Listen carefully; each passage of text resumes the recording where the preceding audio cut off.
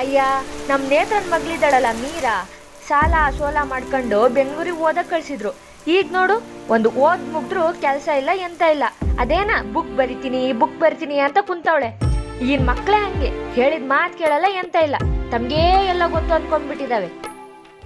ಓದ್ ಮುಗಿಸಿ 2 ವರ್ಷ ಆಯ್ತು, ಇನ್ನೂ ಕೆಲಸ ಸಿಕ್ಕಿಲ್ಲ.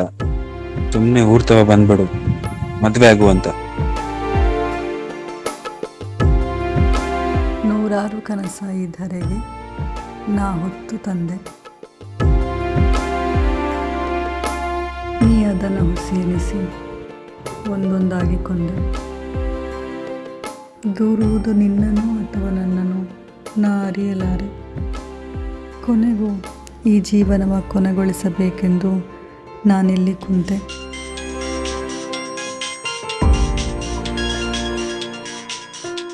ಓ, ನೀವಾ? ಏನು ಮೇಡಮ್, ಒಂಥರ ಇದ್ದೀರಾ? ತಗೊಳ್ಳಿ. ಕಹಿಯಾಗಿರೋ ಮನಸ್ಸಿಗೆ ಎಂಥ ಸ್ವೀಟ್ ತಿಂದರೂ ಸಿಹಿ ಅಂಟಲ್ಲಂತೆ. Excuse me? ಹೊಟ್ಟೆಪಾಡಿಗೆ ಫುಡ್ ಐಟಮ್ ಡೆಲಿವರಿ ಮಾಡ್ತೀನಿ, ಬಟ್ ಪರ್ಸ್ನಲಿ ಅದ್ರ ಜೊತೆ ಸಣ್ಣ ಸಣ್ಣ ಖುಷಿನೂ ಡೆಲಿವರ್ ಮಾಡ್ತೀನಿ.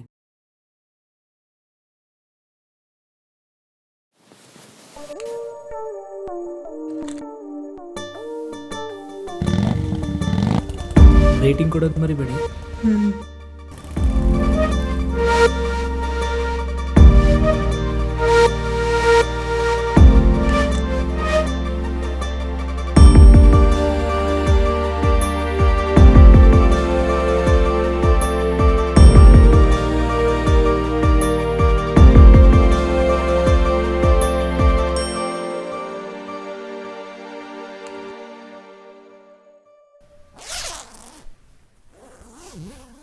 ಝೊಮ್ಯಾಟೊ ಅಂತಾನೆ ಇವನು.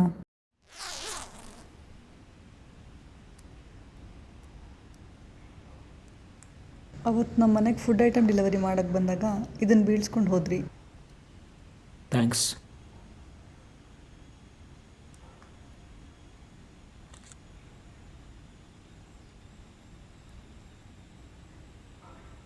ತುಂಬ ಚೆನ್ನಾಗಿತ್ತು ಕತೆ. ರೈಟರ್ ಆಗ್ಬೋದಿತ್ತು. ಏನಕ್ಕೆ ಈ ಡೆಲಿವರಿ ಕೆಲಸ?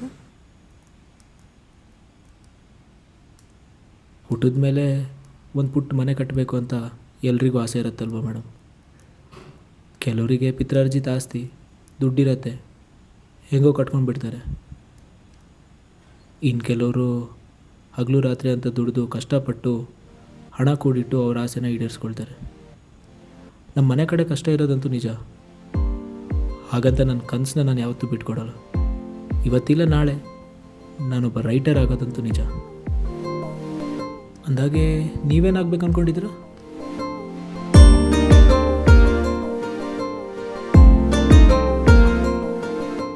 ನೂರಾರು ಕನಸ ಈ ಧರೆಗೆ ನಾ ಹೊತ್ತು ತಂದೆ,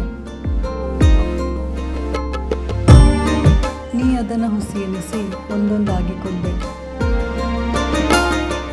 ದೂರುವುದು ನಿನ್ನನೋ ಅಥವಾ ನನ್ನನೋ ನಾ ಅರಿಯಲಾರೆ.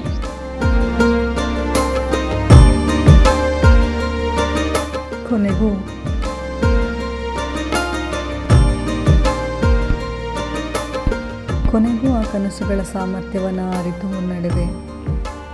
ಇಂತಿ ನಿಮ್ಮ ಮೀರಾ.